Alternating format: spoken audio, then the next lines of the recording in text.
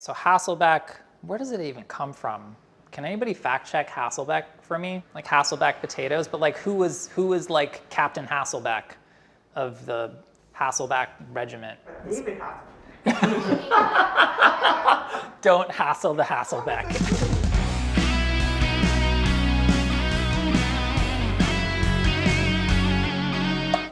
Ready in Philly. We're making Hasselback short rib bulgogi. Bulgogi is a dish that consists of really thinly sliced meat, most easily prepared in a skillet. I was with some colleagues at this restaurant in New York called Cote, and Chef David Shim presented this slashed, scored, big piece of boneless short rib that was then grilled, and then it was sliced afterwards. We decided to kind of riff on it and serve it with a scallion salad and ssamjang. I'm certainly not like an authority on Korean cuisine. We gave full credit to David for at least how to approach it to bring this recipe to fruition.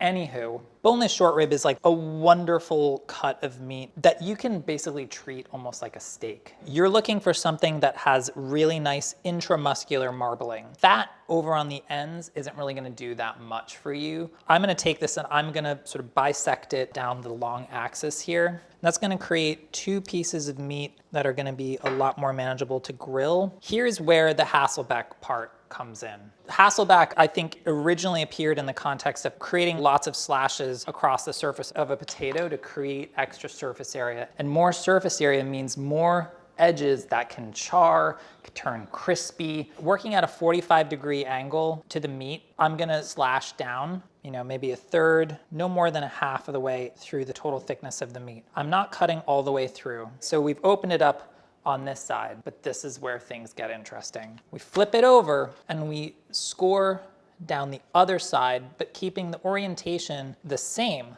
because the slashes effectively run, this way on the underside, but this way on the top side here. There's still plenty of meat to grab hold. This meat is going to hold together. You can even see through it, sorry, that's kind of weird. You've opened up all of this surface area that's gonna grab onto that marinade, okay? How fun is that? So we're gonna do this other short rib here. A sharp knife is great here because you're gonna be less likely to make mistakes or have to press down too hard and then cut through all of the meat. It's getting like straight up Silence of the Lambs in here today. This technique of scoring the meat is what I saw at Cote and what I saw David Shim had done. It's a bulgogi-like experience, but able to be replicated at home on a grill.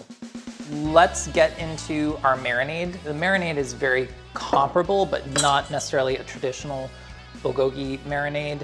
There is no grated fruit in this. All right, so we're doing like about a 1-inch piece of ginger here. You can absolutely peel ginger with a spoon. If you have a sharp knife, I find it's a little bit quicker, but you do you.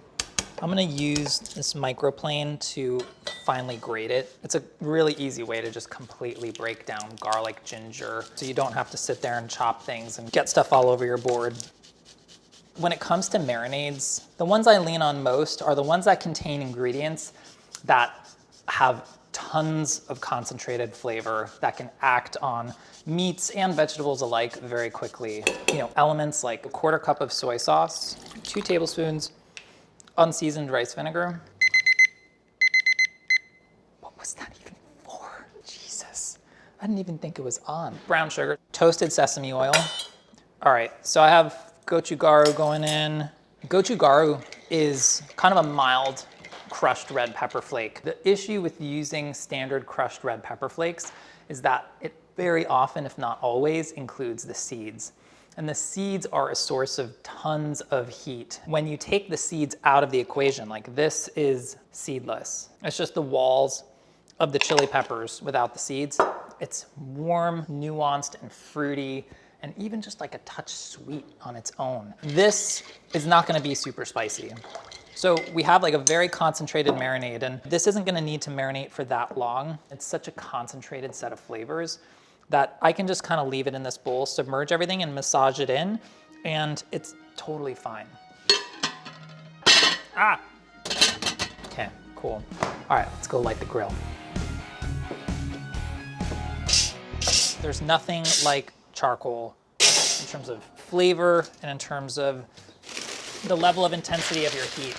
When you do a chimney, all you need is some newspaper or torn up brown paper bag or something just to get it going. This is just like a solid piece of hardwood that's been turned into charcoal. That, in terms of flavor, in terms of heat output, is just the best. So I'm really gonna kind of pile this quite full, just because I wanna make sure we have plenty of good coals to work with. So it's gonna get pretty smoky for a few minutes. By lighting a couple pieces of newspaper underneath, it's gonna provide just enough heat to get the bottom, pieces of charcoal going, but it is gonna take some time for that fire and that heat to spread up to the coals up towards the top here. So the chimney just kind of keeps that, drawing air from underneath and then funneling it through like a chimney. We're gonna let this go until, most of the top coals are covered in a layer of white ash until they look like real, like kind of embers like you'd see, in a fireplace at home. Let's give it a few minutes. You don't wanna just like be staring at it like you're waiting for water to boil or something. It's gonna be just fine in about 20 minutes or so. Let's not stress about it.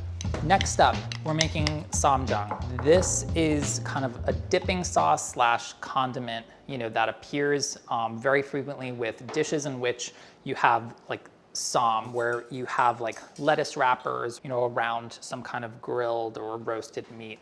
It just provides just like that extra little oomph. This version is comprised primarily of 1 finely chopped scallion, 1/4 cup of miso, a teaspoon of white sugar, and then a teaspoon of gochujang, hot pepper paste, and then a teaspoon of toasted sesame oil.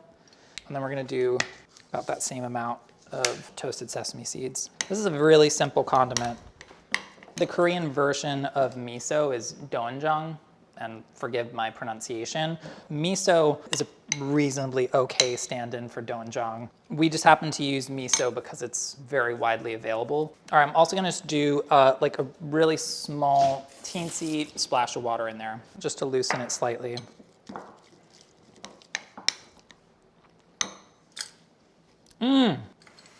It's like running into a wall of flavor. Bend your mind good, There are certain kind of condiments and sauces that are just incredibly versatile, but just offer so much flavor and such a great finisher. Ssamjang, yeah, that is excellent. Next up, let's work on our scallion salad. I trim the ends off and I trim the tops where the greens were kind of frayed, but we want to use all of this. So we're gonna bisect these scallions right down the middle, and I'm gonna cut this roughly into thirds. Let's back up for a sec. So here's why we're doing this. If you do, a kind of like recipe developer special, kind of bias cut scallion, this thing is gonna go fairly floppy. Certainly like the greens are gonna kind of turn a little bit mushy. They're gonna kind of break down. They're gonna lose their volume, okay? We're gonna cut this in a different way. I'm gonna show you. We're gonna slice lengthwise, and we're gonna put them in cold water and make them a little bit like crisp and crunchy, and that's a good thing. It really tempers that raw onion flavor. And even if they soften a little bit, they're still gonna remain fairly springy because you've cut with the grain. This is a little bit time consuming, and that's totally fine. Let's get this in. This can sit basically until we're ready to use it. I think maybe we'll dress it right while the meat is resting. I think we're going to the grill.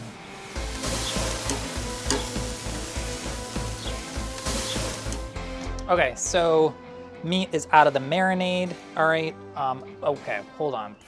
Gotta dump out the coals. What are we doing?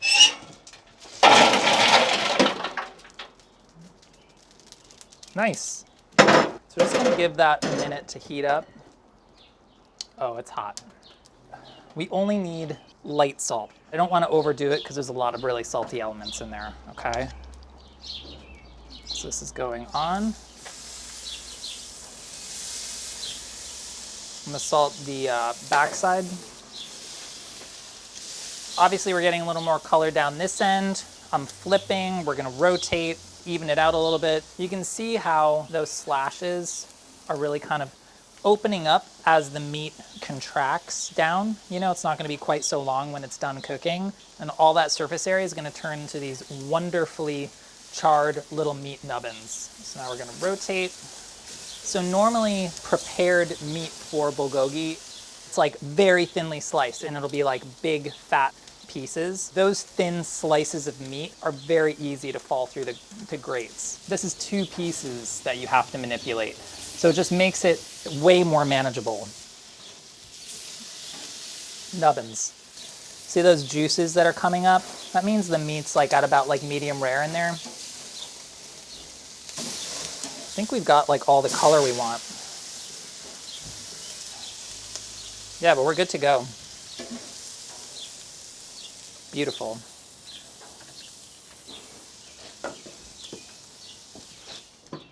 It's just that easy. When it comes to the meat engaging doneness, you're not really looking for medium rare on this. It's gonna be too textural, it's gonna be too chewy, to my mind. You know, looking for a little bit of pink on the inside there, but not too much. Lightly charred edges, everything's kind of burnished, you know, browned. You're probably pretty good. Let's give the scallions like a good rinse and then we're gonna drain them. With the scallions, I'm just gonna dress them very lightly with a little bit more toasted sesame oil and toasted sesame seeds. Unseasoned rice vinegar. So this scallion, do you see how it didn't lose any volume? It was like a pleasant raw onion bite to it with a little bit of like the sweet flavors that are happening here and in the meat. I think it's gonna be really, really nice. Lettuce is there. When you cut it, it all falls apart, but in quite a glorious way. Like see like that cross section?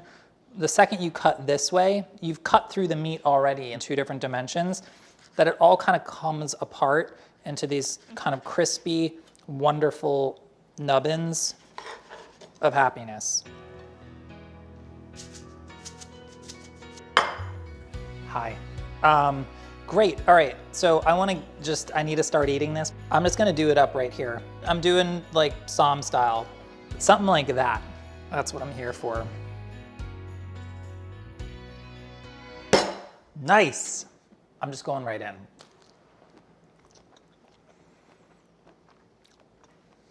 It's funny, you would think because the meat itself has so much going on that the ssamjang might be too much or over the top, but it's absolutely not.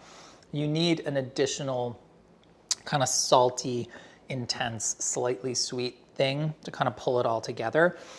Because the meat, it's great. The textures are incredible. And the scallion salad, it's still, you know, kind of holding its shape. Such a solid grilling side. I think there is such a clear case, you know, for using this Hasselback technique on this meat in terms of flavor absorption, texture. I love it, you know, and now forevermore I will be thinking about it as David Hasselback, but it's cool. We kind of reached peak Hasselback maybe 2 years ago. People were Hasselbacking everything, you know, Hasselback carrots, cucumbers, I don't know, winter squash, kind of like how we all lost our shit over like cacio e pepe, everything. Cacio e pepe, potato chips, roast potatoes, forget pasta. It was like, you were like cacioing, you know, friggin' broccoli, which actually sounds totally delicious. So we're gonna do this other short rib here.